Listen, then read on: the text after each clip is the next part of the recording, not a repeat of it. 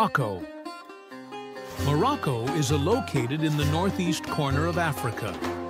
Thanks to its stunning landscape, colorful cities, fantastic weather, and unique architecture, also Morocco is a popular travel destination. They have also traditional culture.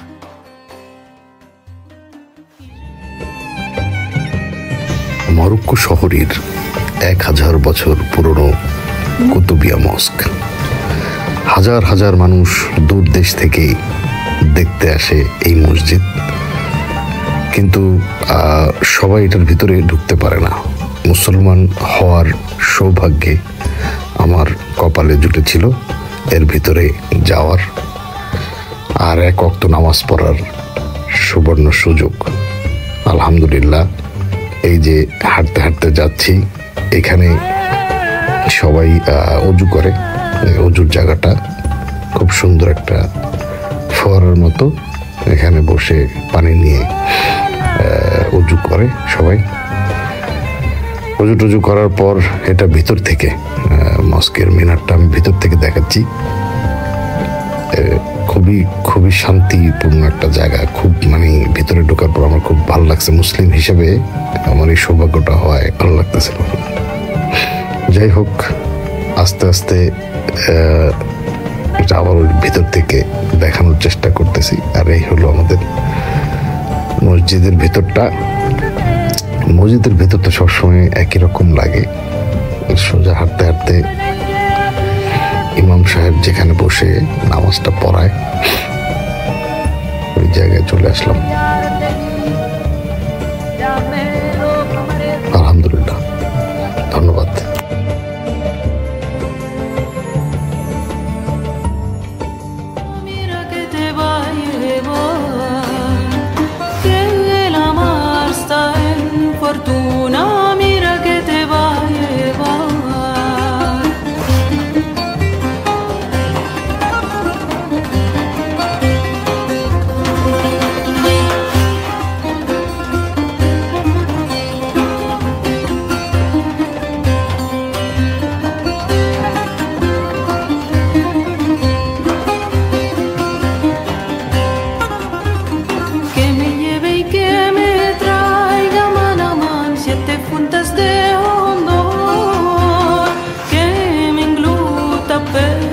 Preto para salvar del amor, que me engluta peixe preto para salvar del amor, que me engluta peixe preto para salvar del amor, que me engluta peixe preto para salvar del amor. ওকে, এই ভিডিওটা করি বিন ইউসুফ নামে এক মাদ্রাসার ভেতরে। So আমার ভয়েসটা এখানে নাও মিলতে পারে লিপসিংয়ের সাথে। আমি আসলে ভয়েস ওভার করছি পরে নয়েজের কারণে। সো কিছু খুব সুন্দর জিনিস দেখানোর আছে, যেমন এই জায়গাটাতে মাদ্রাসার স্টুডেন্টগুলো থাকতো। ওরা এখানে ওদের এই ছোট ছোট রুমগুলো দেখতে পারতেছেন। যে আমি একটা রুমের ভিতরে ঢোকার চেষ্টা করতেছি। এটার ভিতরে 2 জন স্টুডেন্ট ফ্লোরে ওরা ঘুমাইতো।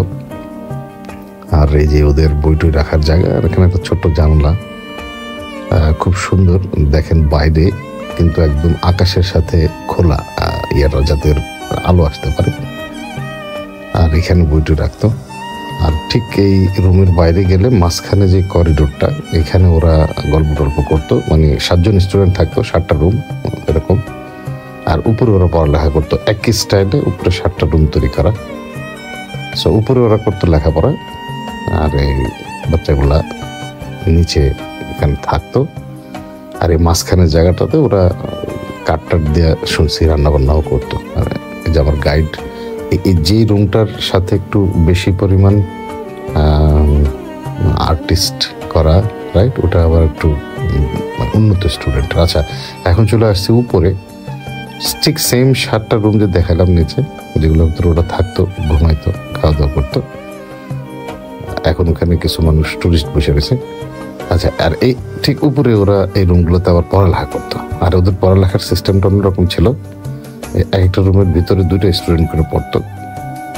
খেয়াল করেন, একটা স্টুডেন্ট উপরে থাকবে, এই যে কাঠের সিঁড়িটা, এই সিঁড়িটা দিয়ে উপরে একটা ছোট্ট জায়গা আছে, এটা দিয়ে উপরে চলে যেত, সে উপরে থাকতো, উপর থেকে সে পড়তো, আর নিচে আবার একজন থাকতো।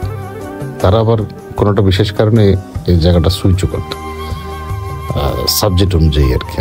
মনে হয় কি জানি, একটা ঠিক মতো বুঝি নেই, কিন্তু হ্যাঁ একজন উপরে থাকতো, একজন নিচে থাকতো, এরকম প্রত্যেকটা রুম এরকম। এটা হলো লেখাপড়া স্টাডি রুম সোজা কথা। হ্যাঁ, লক্ষ লক্ষ স্টুডেন্ট এখান থেকে মাদ্রাসার শিক্ষায় শিক্ষিত হয়ে বাইর হয়েছে। শুধু আরবি না, ইসলাম না, অঙ্ক,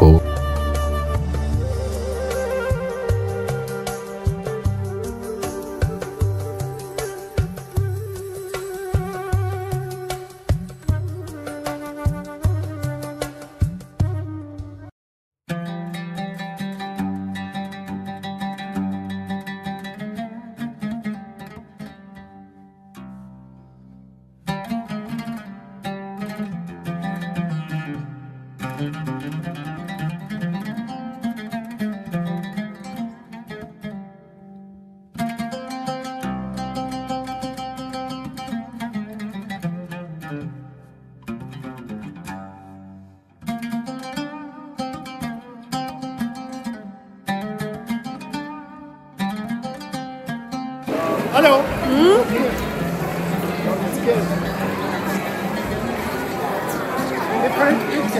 Say hi. Hi.